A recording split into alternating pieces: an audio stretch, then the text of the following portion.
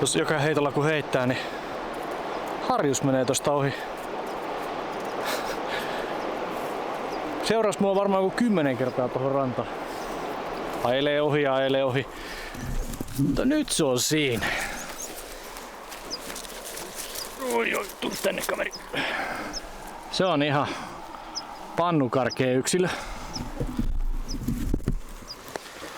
Kattokaa kun hieno puri. Koko päivä tullut väännetty yhden kalan perässä ja nyt se on siinä. Tosi makea juttu. Heti kun alkaa pikkasen vähän pilveä tulemaan, niin johan alkaa syömään. Tosi löysin tästä uuden paikan.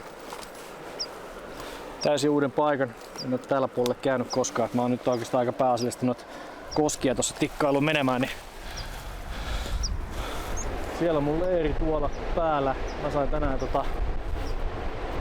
muutama meloja ystävän tohon noin. Toivon mukaan ne on vaan yhden yön siinä niin. Ja sitten mä pääsen taas tähän erakoon elämään jatkamaan sitä niin tänne koskien yläpäähän. Mulla on aikomus tässä joku päivä ottaa tuo kellutarengas ja tulla tuohon kellumaan johonkin lähistellä tuo hiekkasärkkää. Siitä sitten vähän viskoa virveliä ympäriinsä, mutta tästä löytyy syvempää vettä tästä edustalta. Tässä on jonkinnäköinen monttu, missä ne viihtyy sitten. Tämmöisenä hellepäivänä, niin sieltä lähti. Sieltä lähti!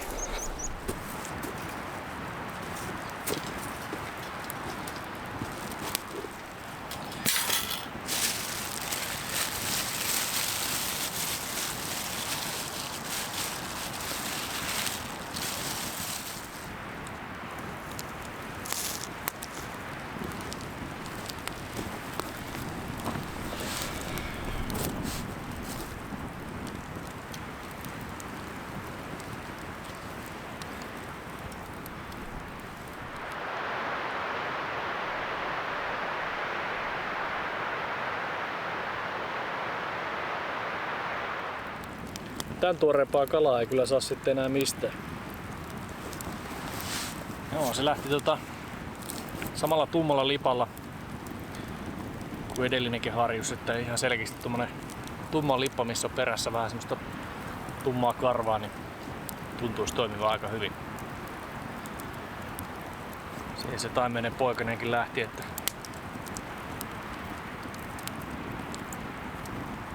harjukset. Tuntuu sillä vaan ihan toimiva peli.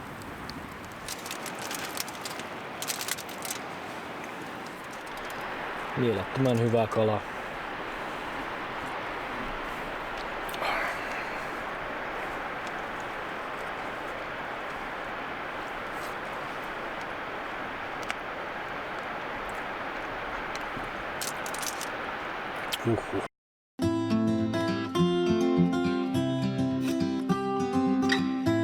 Joo, sielläpä sitten teltassa tuli koko päivä makoiltua ja levättyä ja ajattelin, että tästä päivästä tule yhtään mitään, että pääseekö sitä ylös ollenkaan, mutta sitten jotain kummaa tapahtui ja oli siinä aamulääkkeet ja päivälääkkeet ja muutkin lääkkeet saanut vedettyä, niin päätin sitten, että kai se on pakko lähteä kalassa käymään, kun tuo nälkäkin alkaa puoli tuossa kurnimaan, että nyt täytyy ryhdistäytyä.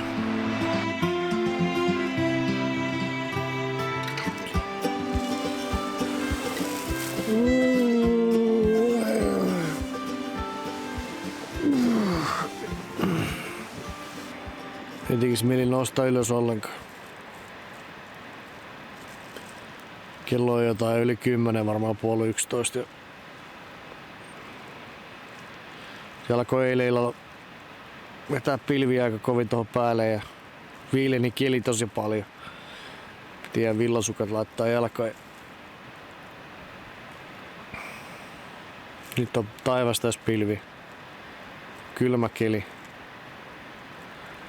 Mutta se olisi kyllä semmonen aika otollinen kalasyöntikeli. Ei vaan saa itteensä ylös sängystä. Naapurit on lähtenyt pois jo. Ovat aikaisin lähteneet meloon. Hyvä.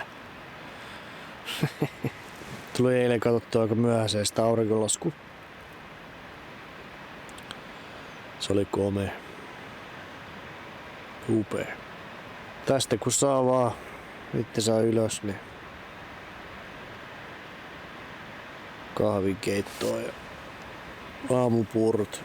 Se peruskuvio taas.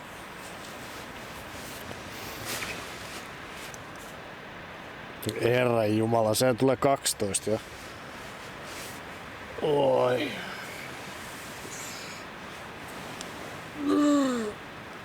Oi. Kai se on pakko nousta sitten.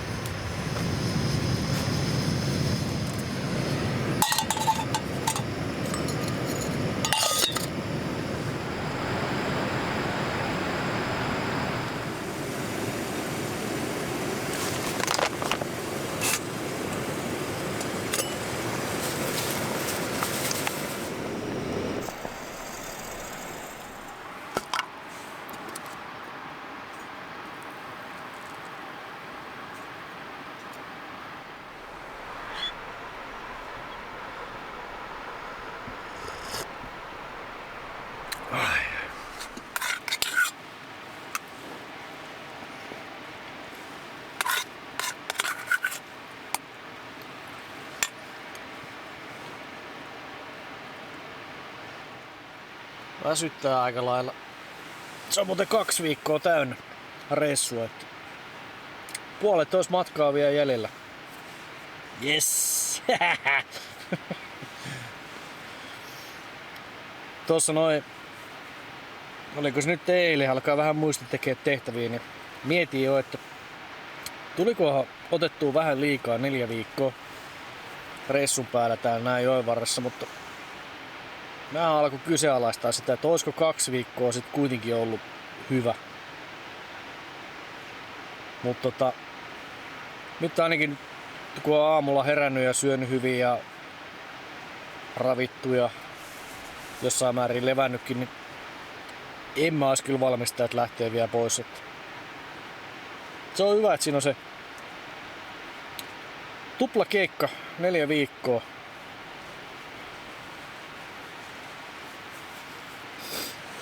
Niin pääsee sitten oikeesti niin sanotusti orientoitumaan tähän hommaan ihan täydellisesti, että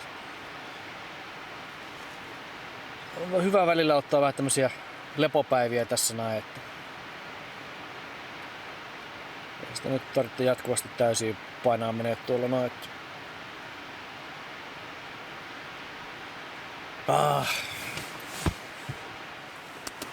Kello on 5 ja tiskit jotenkin kuten tiskattu ja sama pilvinen keli jatkuu tuolla ja vatsassa alkaa pikkuhiljaa murisee toi nälkä tuolla noin, niin aika lähteä kattoo sieltä, vaikka tulisi perunamuusille vähän kaveria, jos hyvät sekä käy.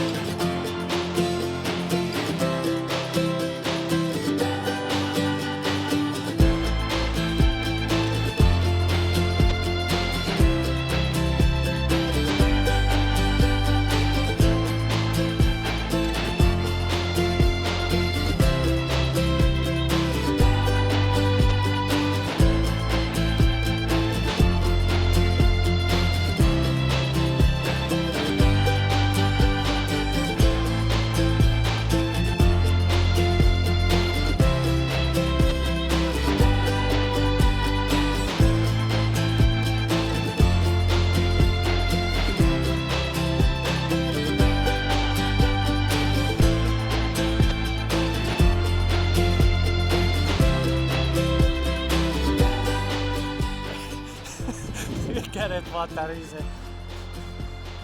Toinen heitto. Siinä sitä kalaa näyttäisi olevan. Tää on niinku isoin mitä tällä reissulla on tullut.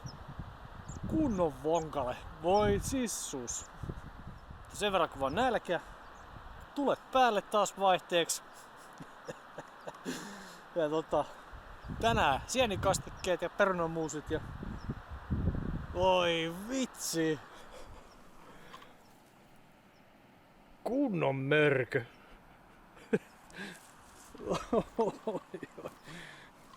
Se on isompi kuin tää meikäläisen skramapuukko. Nippanappa. Mutta semmonen päivä. Välillä se tulee helposti ja välillä vaikeasti, mutta nyt kun tuntee alueen ja paikat ja systeemit, niin aika kova itseluottamus näihin hommiin. Että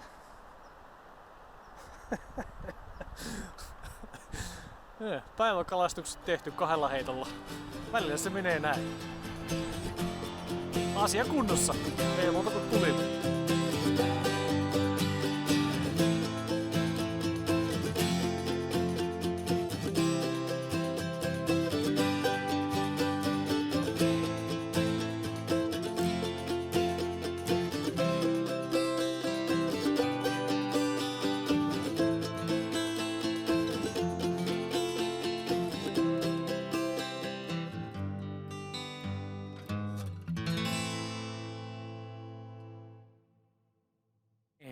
Tässä sitä sitten taas olla.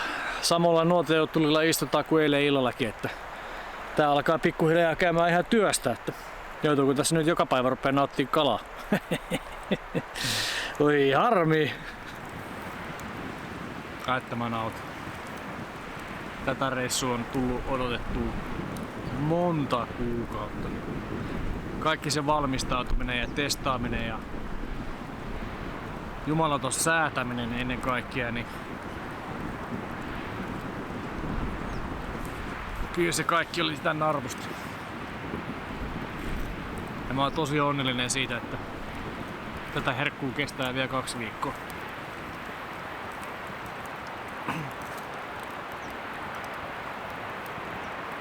Mulla on oikein kylmiä väreitä, kun ajattelee, että kuinka siistiä touhua tää on. Että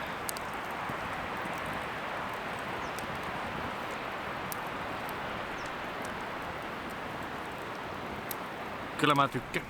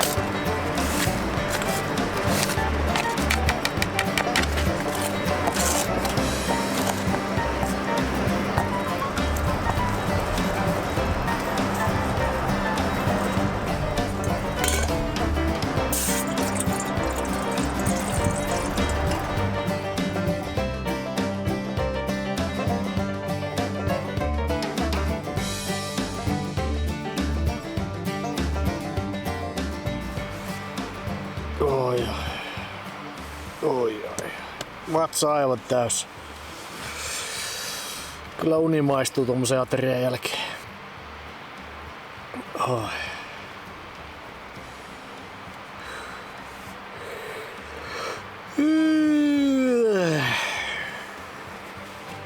Hyvää työtä.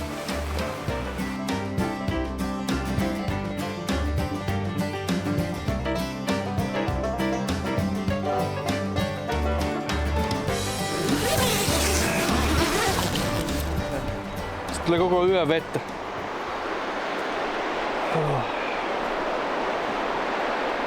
Vitsi, et on polla sekas. Eihän se pitäisi kamera.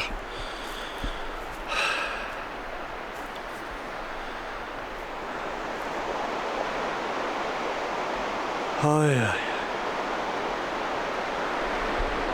Mitä kiinalaisesta survival kitistä löytyy? Tulee tällaisessa kovassa muovikotelossa. Sieltä löytyy tulitikkuja, mitkä mä oon itse lisännyt sinne. Sitten on joku yleistyökalu.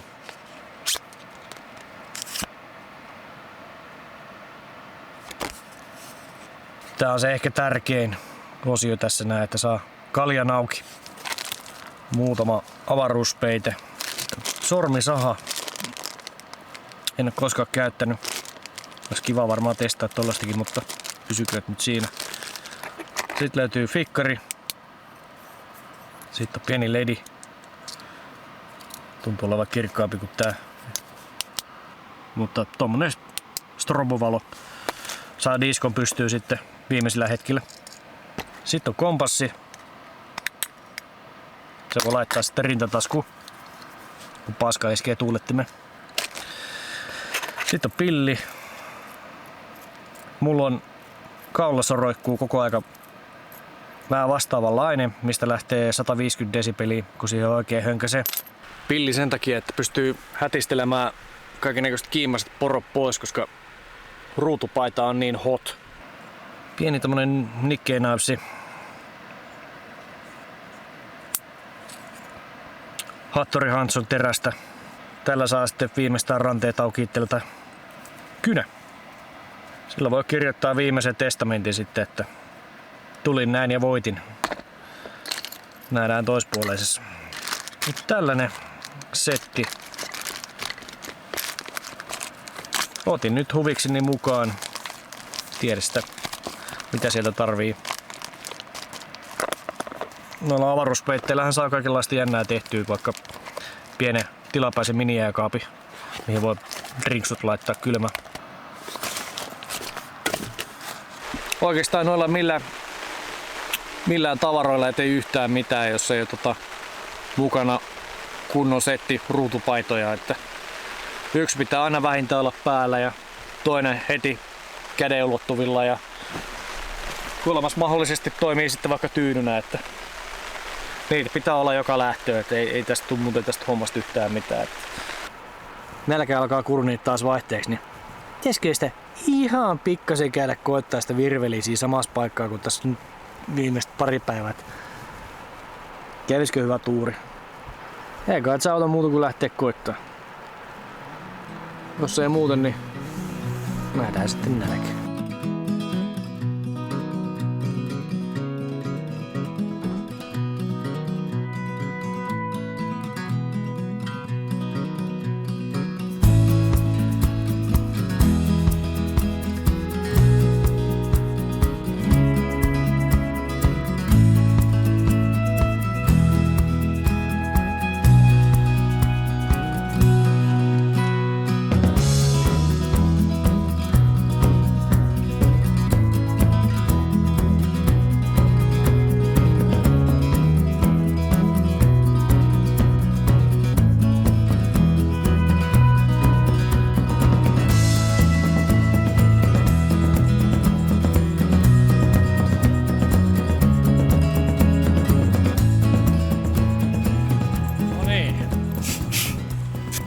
Pötökkää aivan älyttömästi.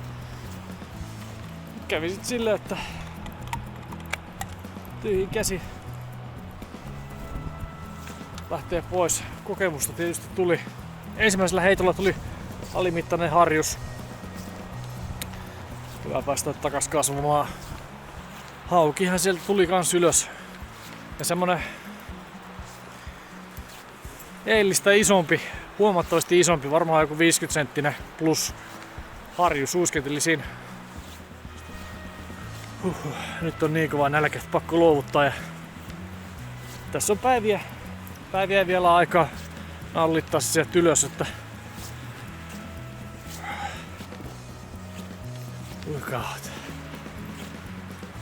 mehu pois, kun ei syönyt mitään.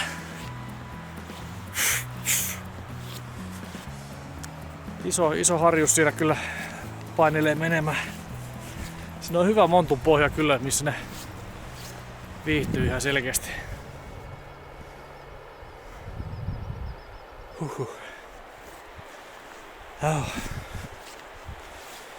No, se oli tämmönen reissu.